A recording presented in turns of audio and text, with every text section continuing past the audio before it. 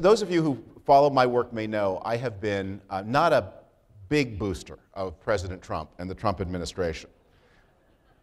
But I am not here today to talk politics, emotions, or feelings. You are people in business. The presidency of the United States is a fact. Business people have to deal with facts. So I'm here today to speak to you about this administration as a fact and to talk about how you can best manage that fact. The good, the bad, and the ugly. There is obviously a big tax cut that is going to be on the way in the United States.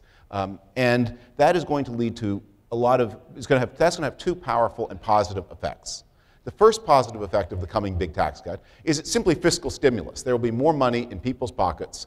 There will be bigger deficits, of course, because they will not finance the tax cut with spending cuts. They will run up deficits. But deficits and tax cuts are fiscally stimulative. There will be more demand for things. Americans will be buying more than they have been buying.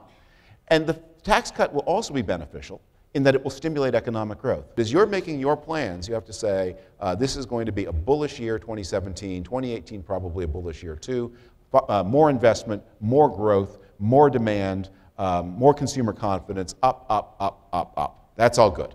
So congratulations. Okay, bad news, because you have to face this too. It's coming too.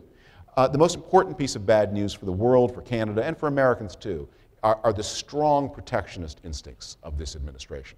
And not just protectionism with a plan, as bad as that is, but petty and capricious protectionism, harassment all the time of people at the borders. That is the protection you do through regulation rather than through law. It is going to be very hard for the United States to revisit NAFTA, as the Trump administration says it wants to do.